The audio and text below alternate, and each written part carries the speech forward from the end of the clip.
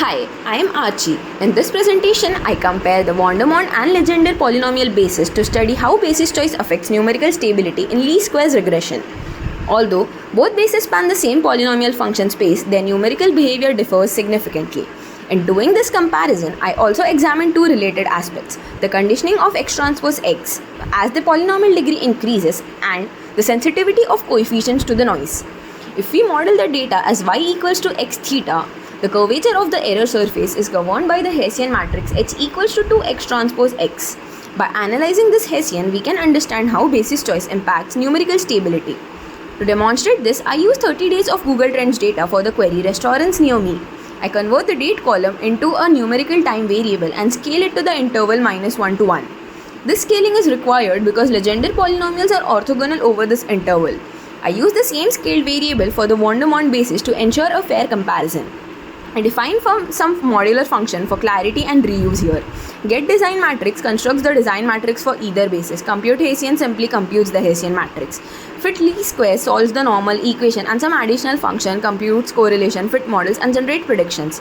Next, I analyze conditioning. Here, I loop over the increasing polynomial degrees, and for each degree I construct the design matrix.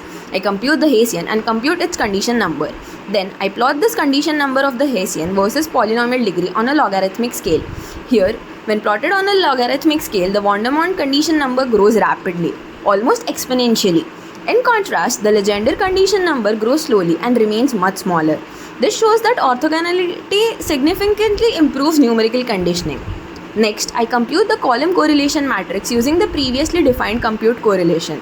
The Vandermonde basis shows strong off-diagonal correlation, indicating a high feature interaction, whereas the Legendre matrix is nearly diagonal, which reflects the orthogonality. This can explain the difference in conditioning. Next, I move forward with computing the eigenvalues of the Hessian using the predefined functions of NumPy. Then I sort them and plot them on a logarithmic scale. This allows me to visualize the curvature of the error surface along different parameter directions. A large spread between the smallest and largest eigenvalue indicates ill conditioning. In the plot, the Vandermonde basis shows a much wider eigenvalue spread, spanning several orders of magnitude, which implies highly uneven curvature. In contrast, the Legendre eigenvalues are more clustered, indicating a more balanced and well-conditioned error surface. Now, I test stability under data perturbation. I add small Gaussian noise to the observed values, that is y noise equals to y plus epsilon. Then I refit both models using the same polynomial degree. Here, I compute the absolute change in the coefficient vector, that is theta minus theta noisy. This tells us how much the estimated parameters shift when the data is slightly disturbed. If the system is ill-conditioned, small changes in data should produce large changes in coefficient. We observe that the Vandermonde coefficient change significantly more than the Legendre coefficients.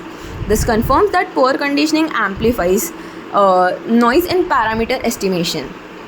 However, absolute changes alone can be misleading because coefficient magnitudes may differ. So, in the second experiment, I refine the analysis. Here, I use the modular function fit model and predict. Fit model constructs the design matrix and solves the normal equations, whereas predict generates the fitted values using the estimated coefficient. This ensures that both bases are treated identically, only the basis changes. Now, instead of absolute change, I compute the relative coefficient change, that is theta minus theta noisy by theta. This normalizes the difference and gives a scale-independent measure of sensitivity. Again, the Vandermonde basis shows larger relative change, confirming higher instability. Next, I compute the relative prediction change, that is y minus y noisy by y. Interestingly, the predictions from both bases remain relatively similar. This reveals an important insight. Ill conditioning mainly affects parameter stability internally, even if the final predictions look comparable. So, the difference between the two bases lies in numerical robustness and not in the model space. So, to conclude, both Vandermonde and Legendre bases represent the same polynomial space, but their numerical behavior differs dramatically. The Vandermonde basis exhibits high column correlation, rapid growth in the condition number of x transpose x, and greater sensitivity to noise. The Legendre basis, due to orthogonality, reduces correlation, controls conditioning, and produces more stable parameter estimates. The key takeaway from this project was that the basis choice does not change the model space, but it fundamentally affects the numerical robustness. Orthogonal basis improves stability without altering the regression model itself. Thank you. Hi, I am Archie.